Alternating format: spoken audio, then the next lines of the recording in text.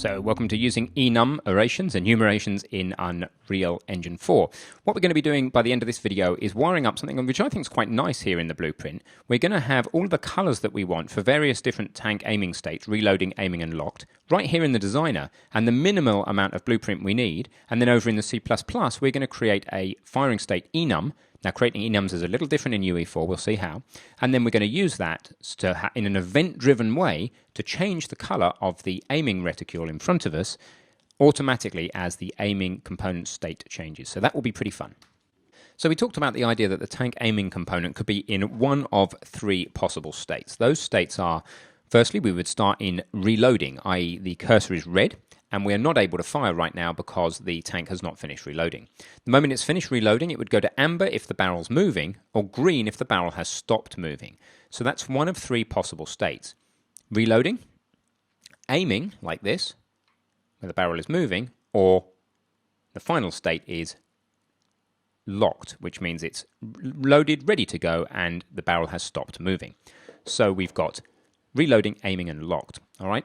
Now they are three different states that the tank aiming component could be in. How do you encode those sort of states? Well, a meaningful way to encode these states is not using numbers, although behind the scenes it's going to be using numbers. We want to use an enum. Remember, around lecture 35, we used an enum in the bull cow game. We're going to revisit using enums. Now, it's a little bit different in Unreal. If we look at Unreal's coding standards,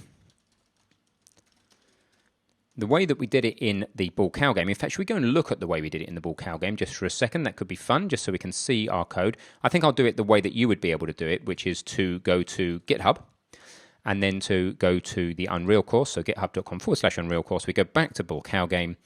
We go look, I'll just go look at the final code, I think here. I think it's in fbullcowgame.h. And remember that we did this. Enum class, we made it a strongly typed enum, and we called it eGuessStatus, prefixed with E because it's an Unreal coding standard, and then we had all these different guess statuses. We're going to do something very much like this, but we're going to have three statuses, which, as I said, are going to be reloading, aiming, and locked. All right, but you can't just do this in Unreal. Yes, you'll put your enum class above the main class. So here in tank aiming component.h, yes, it will go in here. Or it could go above here, but I'm going to put it here. In fact, no, I'm not. I'm going to put it above the forward declarations because the forward declarations are, if you like, to do with this class below it. That's where they're used. So I'm going to put my enums here. Enum for aiming state is going to go here. But you can't just put it in just like this because there's two things you need to do that are different. Let's look at the Unreal coding standards. And if you go there to the coding standard, and this link is in your resources for the lecture, and then you look for strongly typed enums, you'll get this. You'll see that the new way of doing things is like this. Very much like we did before, but two changes. Number one, you need to annotate with uenum. This is a preprocessor directive for the Unreal header tool, and it just needs to know that you're declaring an enum here. It's to do with something called the reflection system. We don't need to go into that now. Advanced people have got a link that will tell them a bit more about this uenum type it uses behind the scenes. That's in resources. But for the rest of you, just need to know when you're declaring an enum, you need to put uenum. And the other thing is you need to tell it the underlying data type you want that enum to use. This is presumably for cross-platform independence and perhaps for performance reasons as well. Now, it's using a uint8, int8 by standard, which is fine. That's an 8-bit integer, which means between 0 and 255. In other words, you have 256 different possible members you could put in your enum. So that is plenty for us. All right, and then when you want to go ahead and actually use the enum, you, of course, use it in the same way as we did back in the bull cow game. And I'm going to leave that to you as part of the challenge. So I want you to create an enum called eFiringStatus. Use the following pattern, uenum, and then on the next line, enum class, and then eFiringStatus, colon, uint8, use uint8, that's fine for what we are. Remember, of course, you can introduce new lines here, and I encourage you to do so before the curly braces, and then we want, it doesn't matter which order, but locked, aiming, and reloading. I'm going to go in the order reloading, aiming, and locked, because that's kind of the order things happen in. Then I want you to specify those three, which we've just talked about, and then create a private member variable inside the tank aiming component and initialize it to the reloading state. And then don't connect it up in Blueprint, ignore that. So initialize it to the reloading state, and that's it. See if you can write this and get it to compile. So go ahead, pause the video and do that now. Okay, welcome back. Let's see how this works. So here we are, uenum. You've just got to do that first or it won't work. And then what does it say? Enum class thingy. Okay, so enum class E because it's the coding standard, E firing state, and then it wants us to specify a uint8. Okay, fantastic. And now we can come into our curly braces and start saying what we want. Well, I want reloading, aiming, and locked. Okay, that I think is the declaration of the enum. We have now E firing state as a type. So we can come down here into private and we can say, let's do it here, firing state, actually type is E firing state equals, and then you have to qualify it, E firing state : reloading.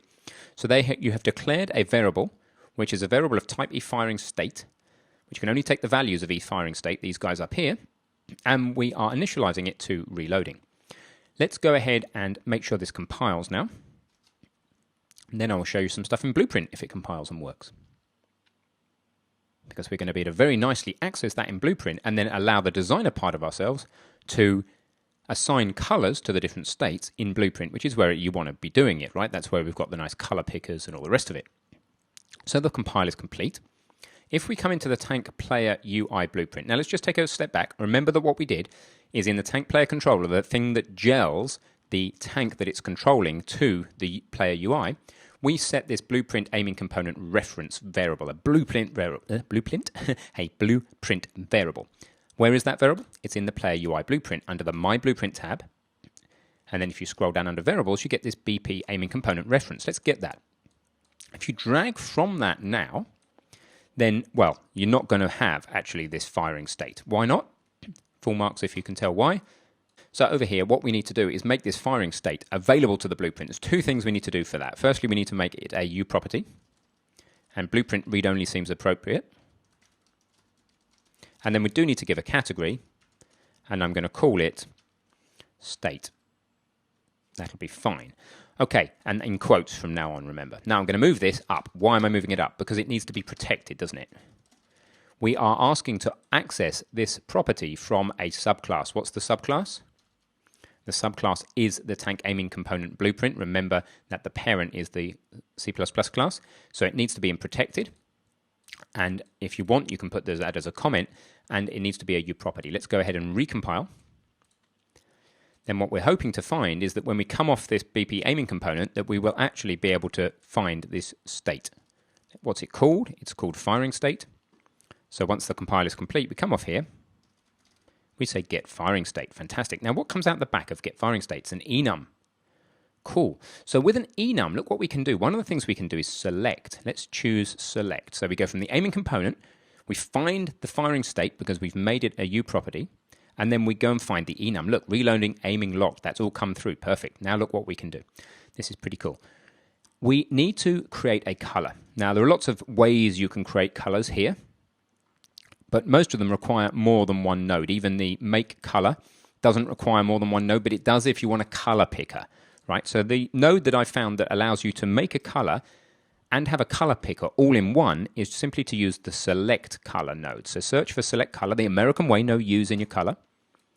And then what we're going to do is we're going to have 3 of these nodes. So I'm going to use, I think I'm going to use B actually. This Boolean here lets you pick A, but it'll pick B by default. So let's use B for red. Remember to slide this up, which is your value in the HSV, the hue, saturation, and value. This slider is the value. Remember to slide that up. That is red, and then that's what we should use for reloading. So we pick a red. We're not picking A, we're picking B, and that's reloading. Great. Now let's duplicate that and pick the next color down. So duplicate. Going to make this one an amber. Okay. Picking B, and that's going to be the aiming.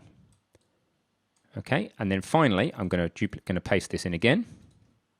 Copy and paste. I use Control-C and Control-V there in this case.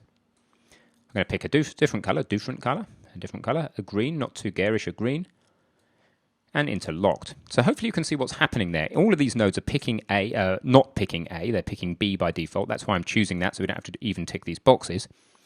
We have the firing state enum coming in from the aiming component, And then what we do with the return value, which is now a color, because colors come in, colors go out, it's polymorphic, it can change with the type. Then we do this. It's event driven. We don't really care when this enum changes, but when the enum does change, we want to change the color of the node. Let's compile and see. Now, what did we initialize to in the code? We initialized to reloading. If we look over in the blueprint, we would expect that to be red. So let's see if it is. Let's play the game. We get a crash. That's not super unusual with Unreal. So I'm going to reload. Now, sometimes that's because one of my categories, when I make changes, sometimes that's because one of my categories in a recent bug is not in quotes here. So we will, as we go through, make sure all our categories are in quotes. You're welcome to stop the video and go and do that with all your category equal statements if you like. Restore my assets. See what we've got in the graph. Now, unfortunately, I didn't save, so I'm going to quickly put that back together. Okay, let's try playing the game now that it's fixed. It's red. Perfect. So the final thing, just to check that that is actually coming through from the code, we can't unfortunately just expose it and change it, because if you remember the way, if we go to the tank blueprint, the way that we're doing this is an inherited component, has no details exposed. We're going to fix that soon, but for now, let's just go back to the code for the sake of one short compile, change this state to, I don't know, what do you want? Let's say aiming in the declaration here, and then let's go and recompile the code, and all I'm going to do is just check that that comes through, and that if we have aiming as a default, is aiming one's I set? Yep, aiming. Then when we go through to the blueprint, we look at the color we're setting under aiming, it's amber. Let's see if we end up amber. We do. Perfect. So now we have the ability to change the reticule color based on the state of the tank aiming component. So up next, we're going to give the tank aiming component a little bit more love so that it is doing exactly what we want it to do.